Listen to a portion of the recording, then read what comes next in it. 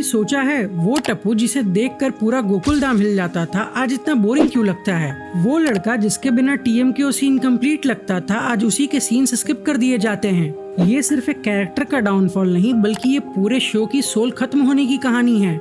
आज हम बात करेंगे टप्पू के राइज और फॉल की, कैसे एक इनोसेंट फनी मिस्चीवियस लड़का टीएमके का जान बना और कैसे वही कैरेक्टर शो का सबसे इरिटेटिंग पार्ट भी बन गया।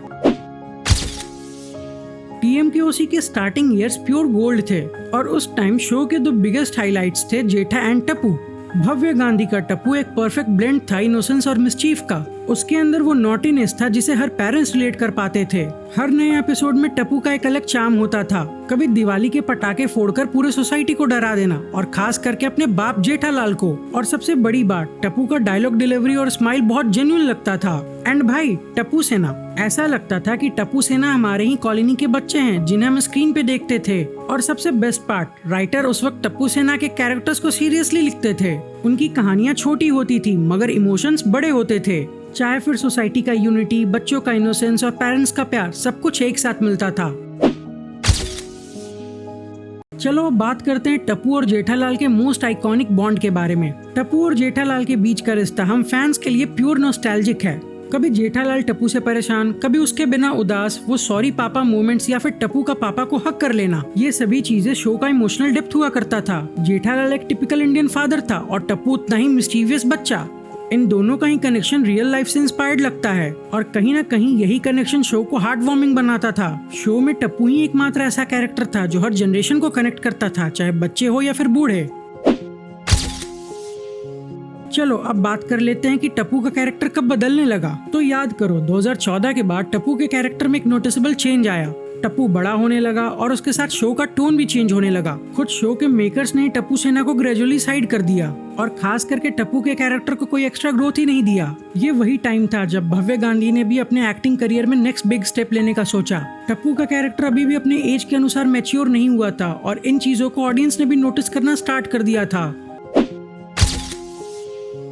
एनीवेज 2017 में भव्य गांधी ने भी टीएमके को फाइनली छोड़ दिया एंड उनके लाखों फैंस के जैसे मेरे लिए भी एक इमोशनल झटका सा था, क्योंकि भव्य ने सिर्फ टप्पू को प्ले नहीं किया बल्कि उस कैरेक्टर को अपना बचपन ही बना लिया। एंड माइंड इट, नया टप्पू आज तक उस एक्सप्रेशन, कॉमिक टाइमिंग और डायलॉग डिलीवरी को मैच नहीं कर पाया। भले ही भव्य गांधी के जाने के बाद शो ने एक नए टप्पू को इंट्रोड्यूस किया बट ऑडियंस से वो कनेक्शन टूट गया। नो डाउट नए टप्पू ने कोशिश तो की पर उसमें वो वार्मथ, इनोसेंस और कॉमिक स्पार्क नहीं दिखा। हर सीन में ऐसा लगता था कि टप्पू सेना फोर्स लाई गई है। यहाँ तक कि टप्पू सेना वाले सीन्स में भी कोई केमिस्ट्री मैच नहीं हो पाया।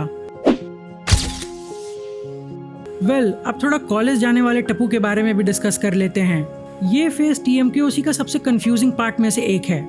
भले ही टप्पू कॉलेज में आ गया लेकिन उसके कैरेक्टर का हरकत बच्चे की तरह ही रह गया। वो चुलबुला टप्पू अभी भी स्कूल के बच्चे की तरह सोशल अवेयरनेस पे स्पीचेस देने लगता था। धीरे धीरे ऐसा फील होने लगा कि उसका कैरेक्टर भी अपने दादाजी की तरह डायलॉग्स कम और लेक्चर ज्यादा देता था। और सबसे बड़ा प्रॉब्लम, रिलेटिबिलिटी फैक्टर ही गायब हो गया। अब ऑडियंस ने भी टप्पू को नेक्स्ट दया भाभी के रूप में देखना स्टार्ट कर दिया, जो हर बात में ओवर एक्टिंग करता है और कुछ भी नेचुरल फनी नहीं लगता। इवन राइटर्स ने तो टप्पू सेना के ग्रुप के बॉन्डिंग को ही खत्म करके रख दिया। देखो यहाँ पे एक और पॉइंट बहुत ज्यादा ही इंटरेस्टिंग है। बाकी सारे टीएमके के कैरेक्टर्स अपने फैमिली के साथ ही दिखते हैं। जेठालाल के साथ दया, तारा के साथ अंजलि, अय्यर के साथ बबीता और टप्पू के साथ बापूजी। एंड ये एक मोस्ट इम्पोर्टेंट रीजन है कि टप्पू का कैरेक्टर एक टाइम पे सबसे वर्सेटाइल माना जाता था। लेकिन तुम गौर करना, मौका मिलने पे उसने फैमिली के अलावा भी सोलो सीन्स में ऑडियंस को हंसाया था। यही सबसे बड़ा रीजन था कि टप्पू एज अ कैरेक्टर एक टाइम पे सबसे वर्सेटाइल माना जाता था।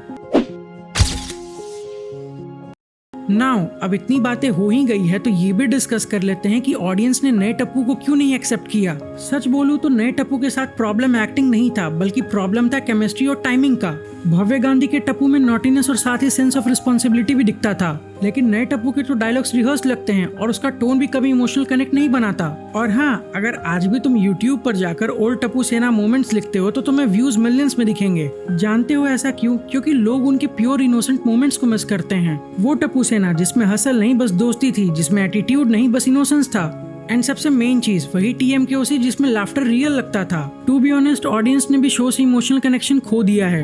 उन्हें वो फील नहीं आता जो 2010 के एपिसोड्स देखने में मिलता था। और माइंड इट, जब तक वो एसेंस वापस नहीं आ जाता टीएमके अपना पुराना मैजिक कभी वापस नहीं ला सकता। तो बस यहीं तक था आज का वीडियो। अगर तुम भी ओल्ड टप्पू के फैन हो तो कमेंट्स में लिख दो। बाकी अगर वीडियो अच्छा लगा हो तो वीडियो को लाइक और चैनल पे नए हो तो चैनल को सब्सक्राइब कर देना। तब तक के लिए स्टे सेफ, मिलते हैं अपने नेक्स्ट वीडियो में। Oh, and in case I don't see you, good afternoon, good evening, and good night.